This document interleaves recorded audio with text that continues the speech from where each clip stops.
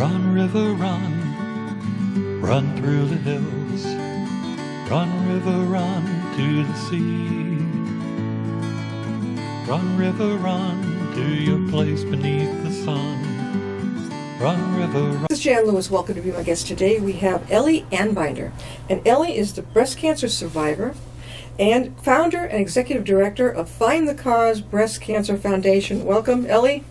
I found the information about you in the May issue of 50 Plus Advocate. A lot of people read it because when I go places and I get information on different guests, finding them, it just goes right down. It's a popular little. Did they come to you? I'd ask you, or did you? He did come to me, yes, yeah. And he's a very good writer. I liked his article very much because he was a very good listener.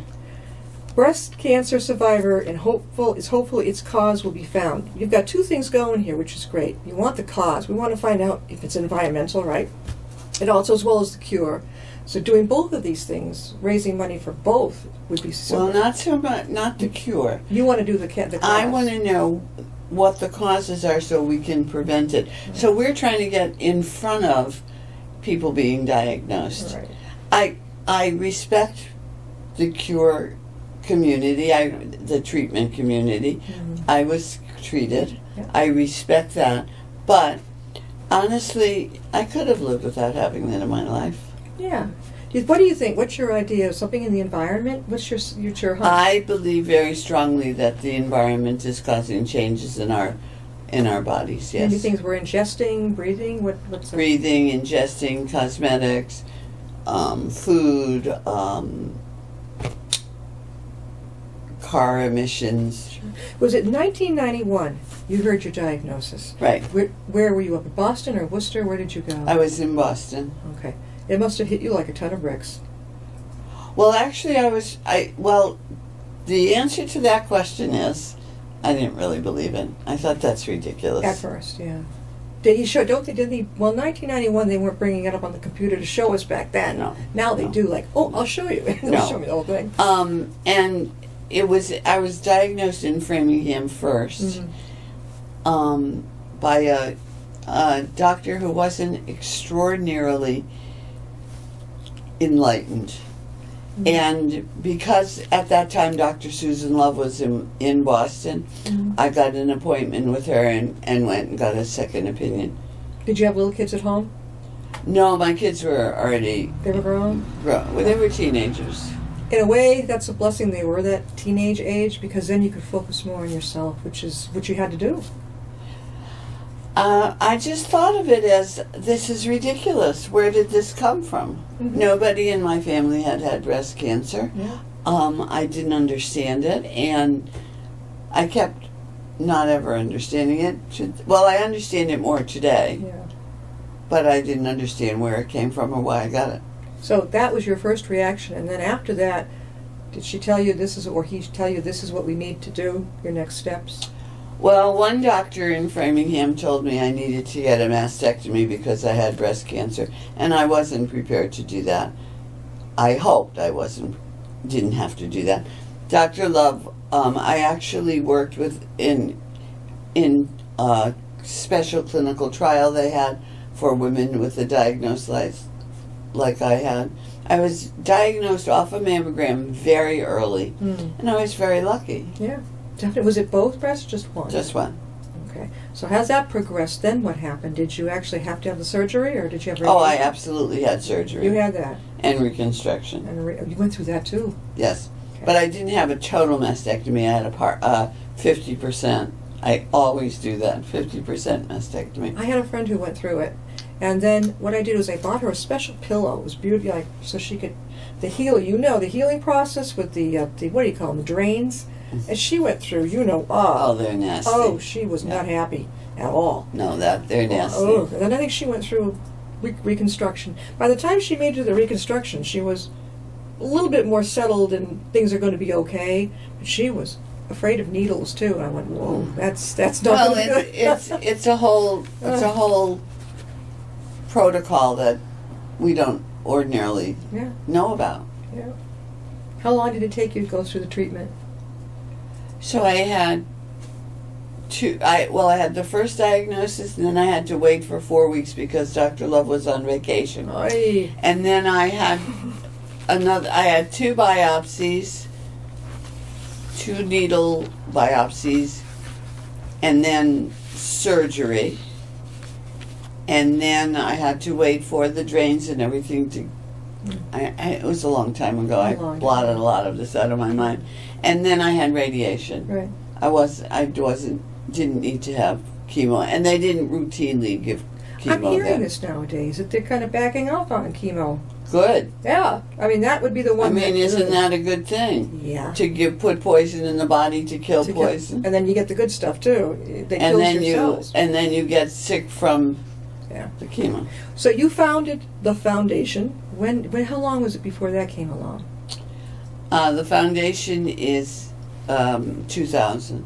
Okay. So it's 18 years old. 18 years. And it was founded basically because, as I said to you, I never understood why I got breast cancer. Mm-hmm. And nobody answered the question for me. Yeah. So I decided to go out and answer it for myself. What was it like? I mean, all right, are you thinking, I want to start this foundation because I want to find out what causes this, if I can. Where did you start going for information? Well, between the time I was diagnosed and the time I founded the foundation, I was very active as an advocate for. That was just the beginning of the breast cancer movement when I was diagnosed. And so I spent a lot of time advocating, but it was very slow moving. Yeah. And so where did I first go for information? Yeah.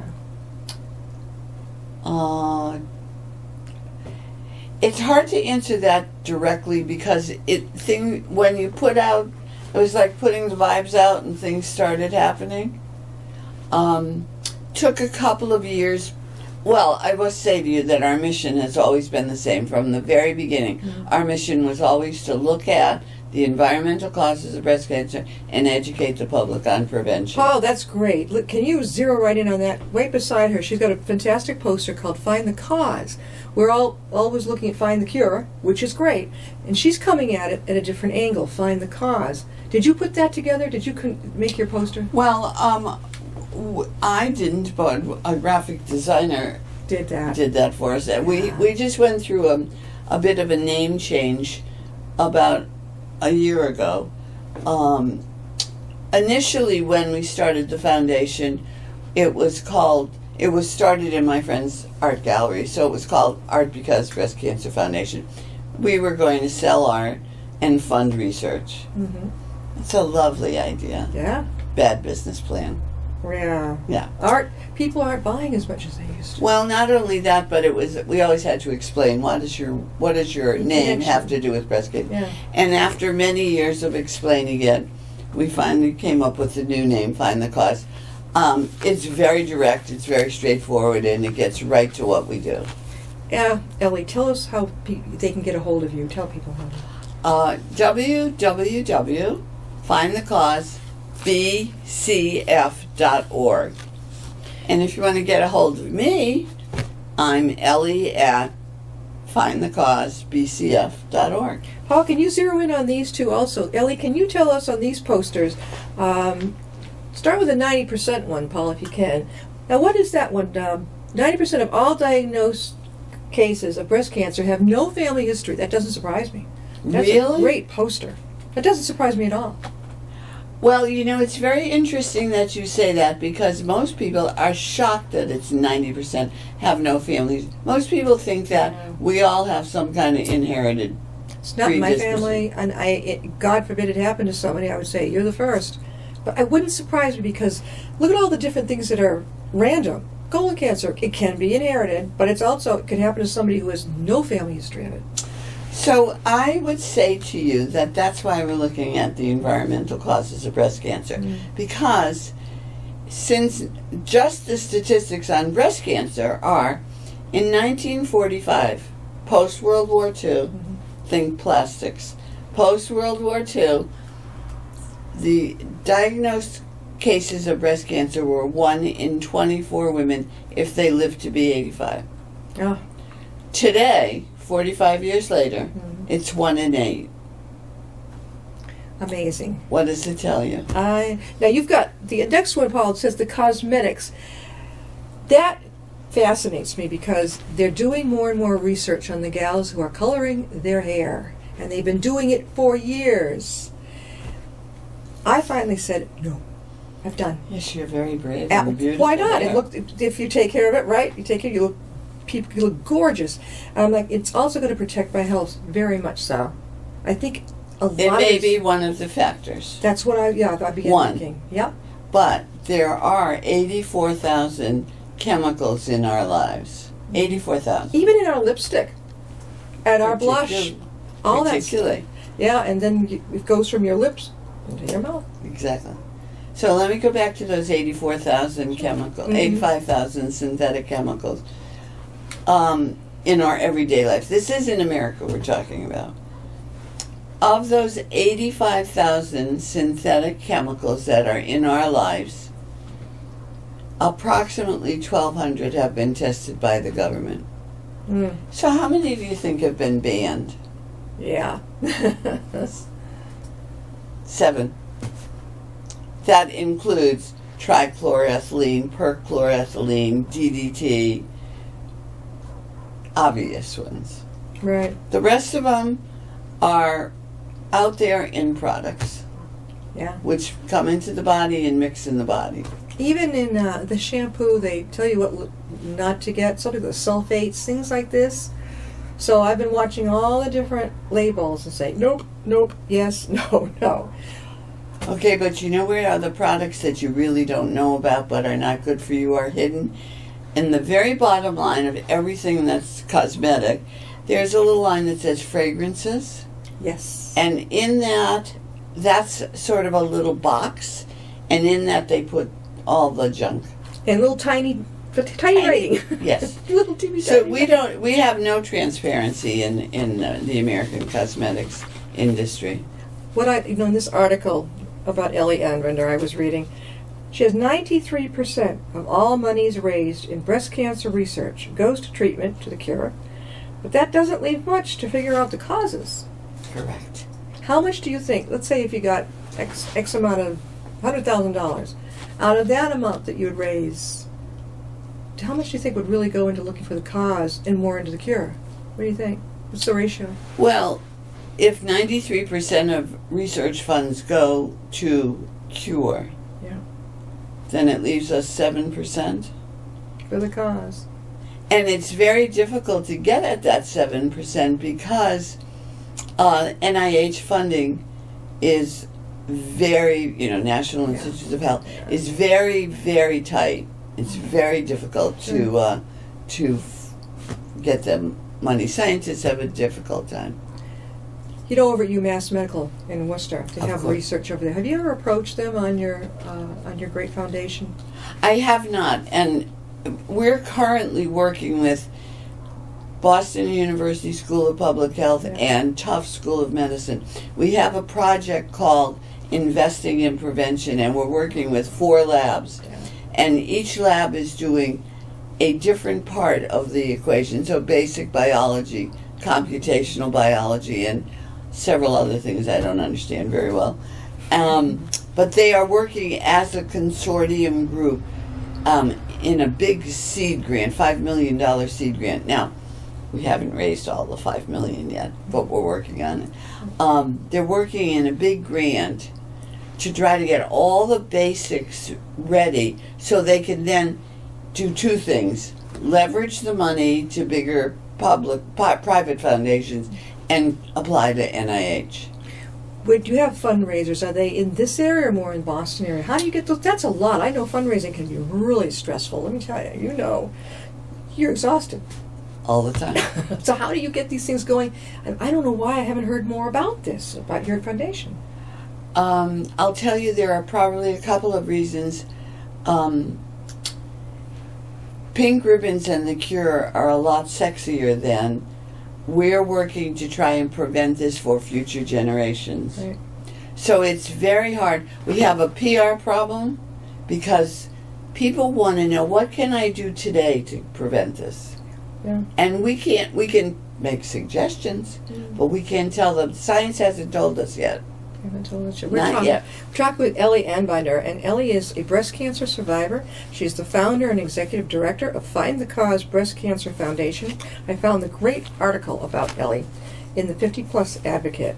Picture doesn't do her justice. I knew her when she walked in, but it still didn't do her justice. Thank you. Well, a lot of newspapers, you just don't know. It's you don't know what's going to happen. Oh, no, I paid a lot of money for that. Yeah. You said that was a long time ago when we were just learning about breast cancer, 1991. We now know that 90% of us have no family history, and that includes me. She was among the first board members of the Massachusetts Breast Cancer Coalition, founded in 1991. The MBCC contributed to Massachusetts becoming the first state to declare breast cancer an epidemic. Do you think it's getting more and more that way, or what do you think?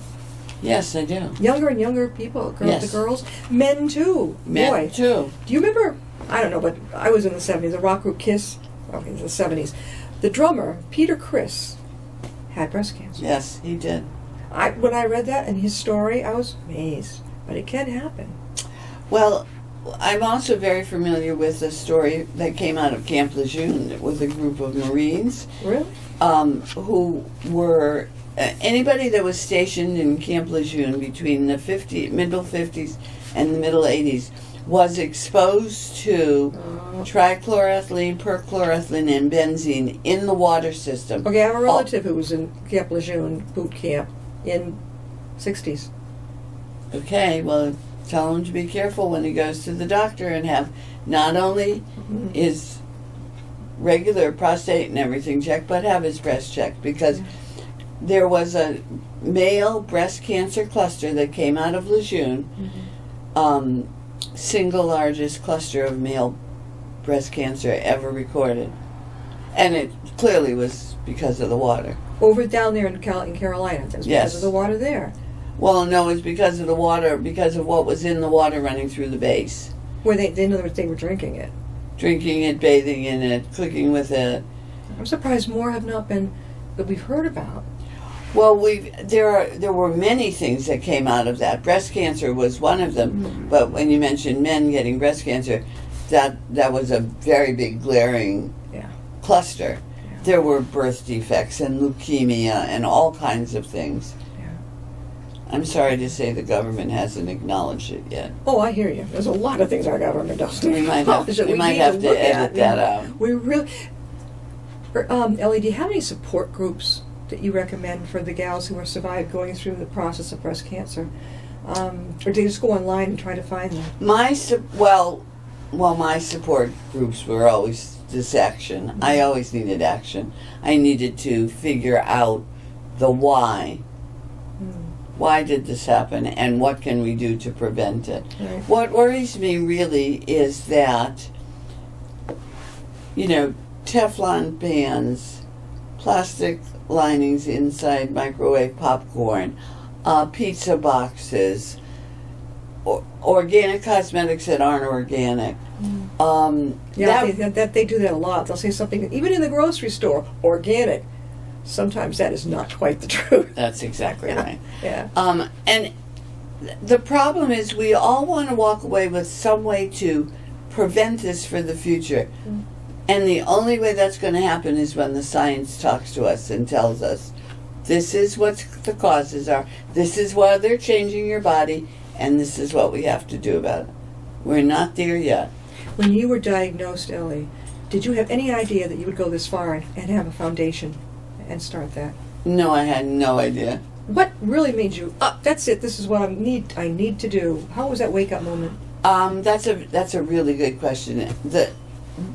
When I was diagnosed, I had lots of friends that were diagnosed, and then there became a big breast cancer community. Yeah. And then a lot of my friends started to die. Yeah. And I thought to myself many times, why was I spared? Why was I lucky? Yeah. And I knew in their honor I had to do something. Sure. So that was a sort of aha moment. And people always say to me, oh, you're doing such good work. Yeah. Let them say that when we've figured it out. Were you single-handedly doing this, reaching out to the different places? Or did you have someone to help you? Well, we have a very small staff of. In the beginning, how did you get the girls? In the beginning, it was. It was you. Yeah. And you said, I'm going to contact. And my friends. It was Ellie and anybody who ever said they were my friend. Did you contact hospitals first or research? Where did you usually reach out? I didn't. I didn't contact hospitals because hospitals are cure places. But I've been very fortunate. You know, sometimes things happen in your life and you say, why did that happen? And then it escalates itself. Right. I've been very fortunate in the people I've met. So what didn't take you long to get some helpers on board? No, I just recruited everyone I know. Were they also survivors? Somewhere. Oh yeah. I think something happens like, I've had some nothing cancer, but I have had major medical situations, and I think if something happens to you afterwards, it's like, boy, I want to talk to other people who are going through this and let them hold my hand and listen to my story and let them know there's hope, right? Yes, but I also want to be very clear with you that my message is I don't want to have to do that. I want to have it be a world where we don't have to. Hopefully not in our lifetime, in our children's lifetime. No, it has to be in our lifetime. I hope so. People are living into their hundreds now, so perhaps we all have a shot. I don't really know. 100. Oh my God. Again, we're talking with Ellie Anbinder, and she's a breast cancer survivor. She founded, and she's the executive director of the Find the Cause Breast Cancer Foundation. This is the cause. We hear all about the cure, which is very important, but she's trying to find the cause in our environment, what we eat, maybe what we use as different cosmetics, this type of thing, to help people. Maybe find out what really caused it. Like it's not in your family. You were a first. Was your family dumbfounded just like you were? Oh, yeah. Yeah. Oh, yeah. Yeah. They're like, what did she do? What happened? And, you know, I suspect that probably, and I can't, it's not able to be proven, but I would suspect that because when I was growing up they sprayed DDT, it probably was an impact on my body. But they have shown that DDT, of course, is a carcinogen. Yeah. But I don't know that for sure, because post-World War II, we've had so many, plastics industry is done tremendously, some good things, but lots of things that aren't so good for us. Ellie, how again can they reach you? They can reach us at www.findthecausebcf.org. BCF, of course, standing for Breast Cancer Foundation. In this great article about Ellie, talks about Find the Cause, gives scientists preliminary seed grant money, allowing their projects to advance to the next levels. And this is about the money. Over the years, the foundation has given seed grants ranging from $5,000 to $60,000. That's great. Anbinder, Ellie, our friend, is hopeful and that funding scientific research will help find the breast cancer cause within the foreseeable future. We've already given close to $1 million for research. Where do you send the research to? It's wonderful you're doing this. Where does it go? We're committed to this consortium of the 4 labs that I mentioned to you. Yeah. At this moment. We're committed to their basic research with the hope that once they get this work done, it escalates and goes on and raises more money. They've already leveraged the monies that we've given them. For example, at Boston University, they've taken the monies that we've given them and leveraged it 6 times. So if we've given them $100,000, they've leveraged it to 600. Or if they get $1 million, they can leverage it six times. So that's the way, and then at the leverage point, they apply for more grants. I also want to say to you that the research they're doing will impact other cancers as well. That's good. And I told you we changed our name last year to Find the Cause Breast Cancer Foundation. I'm sure that in the future we're going to be Find the Cause Cancer Foundation, because what we're seeing is the research is not a straight line, of course. It's a curvy line. And something happens here in the lab and it's like, Oh my goodness, Yeah. that happened.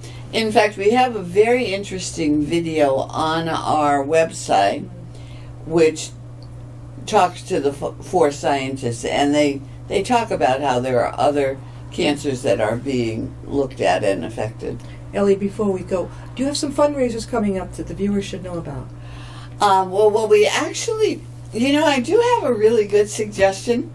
We have a program on our website under the donate button that says that you can do a reoccurring gift. And we've just had a big gala a month ago. Where was it? It was in Boston at the Fairmont Copley Place. And we'll have another one next April. In between that, we have people who run races for us. We have an athletic division called Team Find the Cause. But I'm very interested in people thinking that they can give us $5, $10, $20, $50, $75 a month. Well, if enough people get together and do that, or individually do that, it's all money's in. Money in, out to the scientists. Money in, out to the scientists. Do you give presentations if someone would like to have you come? I do. We do. We have a whole educational platform. Thank you. Yeah. And we do go out to corporations. We'll go out to church groups, temple groups, kids in high school. Mm-hmm. It's interesting that kids in high school need to know how to start getting good patterns for their future. Yeah, definitely, because it's so important to get the word out. I just wanted to know if you were Right. are you going to be presenting around here anytime soon? And where? My calendar's in the office. It's okay, that's fine. But we're available. Again, how can they reach you? Oh, you're good, Joy. www.findthecausebcf.org. It's an hour presentation, Yeah.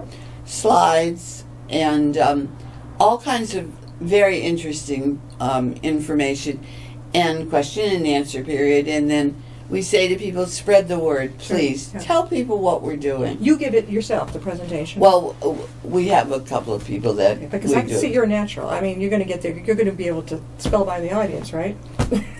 I'm going to try. You're going to try. Well, your family must be proud of you, boy. I think my family's sick of breast cancer. Well, what you're doing about it, Right. though, And you're right. I've caught on to what she's saying. Find the cause of breast cancer, but it may morph into find the cause of cancer. in general. Right. In other words, if the science is funded and the science speaks, and remember we only have 7% of that big pie. Yeah. If the science speaks to what we're looking for, Right. do I think we'll ever get rid of all cancer? I don't know. I'm not a scientist, but I know we have to try. Yeah, I think a lot of us, myself included, never really spent a lot of time thinking about the cause. You think about it, but maybe it goes, I think a lot of people become, and understandably, more interested in getting cured. Well, of course, and everybody who's been diagnosed wants to be cured. I certainly did. Yeah. Why wouldn't you? Sure. But that doesn't stop. It doesn't stop there No. for me. Ellie, were you, to get the message across to the other gals and men out there with diagnosed with breast cancer, your first reaction was, no way, no. Where did this come from? It's not me. At what point did it hit you like, I am now scared? Because it has to, really, some point. It was about a year later, and one day I was driving in my car and I noticed that my face was wet. Well, I was crying, and Yeah. I didn't even notice it. Sure. Because when you're being treated, you're in the action. Mm-hmm. And then you stop and then people say, how are you doing? And I go, oh, I'm fabulous. Yeah. But then all of a sudden one day, sometimes people wake up. I tell people who call me and say, I've just been diagnosed. I say, remember to call me in 6 months because it... Yeah. That's the key. Communication, connection with other people who are going through it too. Let me tell you one other thing. One of the reasons that I'm so committed to wanting to get rid of this disease, I had radiation on the left side of my breast, near my heart. And do you know that 20 years later I have a heart condition from that radiation? Doesn't surprise me. I had radiation, not due to cancer, but they didn't want anything growing back that he couldn't reach maybe next time, but he said, so you're getting it. 10, 15 years later, I started having problems in my ear, same side. I ended up having the mastoid bone removed. It had just been disintegrating. So I can hear you fine here, but that's the price I paid. I don't remember anybody telling me all this. We've really got to wrap it up. Ellie, this is great. We have to get you back on again. Thank you so much. I really enjoyed it. Check out her website. Check out our website. There's so much on there. And will that say where you're going to be popping up again to give your presentations? Or I don't think we've posted it yet, but anybody can. We're a small organization. Yeah, you'll tell So me. if you call, you'll get me. See, right? You got the leader right there. Thank you, Ellie. Thank you very much. All right, we'll see you next time and be my guest.